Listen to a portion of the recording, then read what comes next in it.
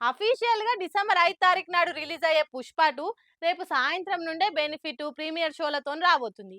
అయితే ఇదే ముచ్చట మీద పుష్పరాజ్ అల్లు అర్జున్ పవన్ కళ్యాణ్ సార్ కు థ్యాంక్స్ చెప్పిండట. మళ్ళీ ఎందుకు చెప్పిండు ఏం కథ అన్నది పురాగార్చుకుందాం పాండ్రి. అమ్మయ్య, ఇప్పటికైనా అల్లు అర్జున్ కు AP deputy CM Pawan sir కు నడుమ పంచాదికి పడదపడ్డట్టే అనిపిస్తుంది. ఎందుకంటారా, పుష్ప 2 టికెట్ల ధర పెంచుకునేందుకు ఇటు తెలంగాణ సర్కారు అటు ఆంధ్ర సర్కారు ఇద్దరు పర్మిషన్లు ఇచ్చారు కదా.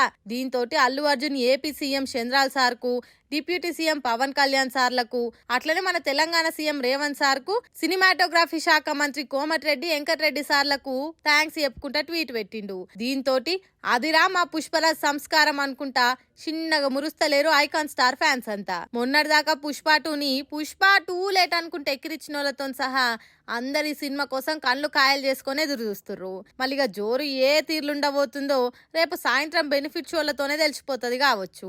ఈ ముచ్చట ఇట్లుంటే అల్లు అర్జున్ అలా మామ పవన్ కళ్యాణ్ నడుమ పంచాదికి పడదపడ్డట్టే ఇక అని గుసగుసలిని వస్తున్నాయి. అయినా కూడా ఫ్యాన్స్ ఒక్కటైతారా లేకుంటే మా హీరోనే తోపు అనుకుంటా తొడలు కొట్టుకొని సవాల్ చేసుకుంటారా అన్నది చూడాల్సిందే.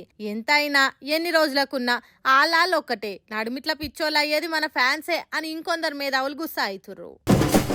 రుణమాఫీ 100% చేసినామని సీఎం రేవంత్ సార్ మైక్ పట్టుకొని మందిలో ప్రకటించిండు. ఆగో, ఎప్పుడు చేసినావు ఎవరికి చేసినావు అని ఎక్కిరిస్తుంది ప్రతిపక్షం.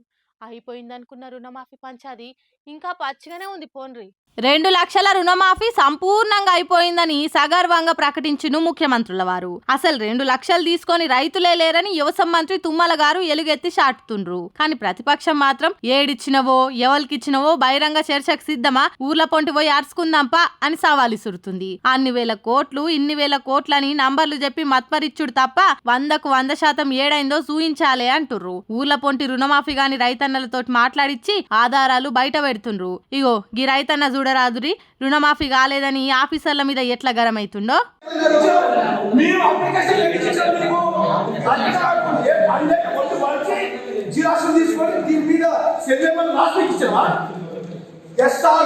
ఇప్పుడు మీద సమాధానం చెప్పాలి.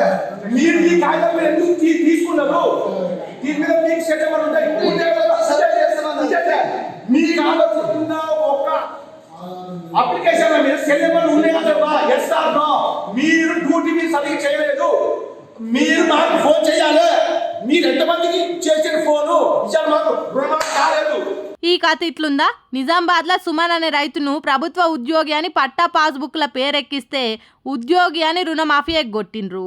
దీంతో బాధితుడు నాకు ఉద్యోగం అని ఇయ్యుండ్రి లేదంటే రుణమాఫీ అన్న చేయుండ్రి, మీరు చేసిన తప్పులకు నేను బలి కావాలనా అని అడుగుతుండు.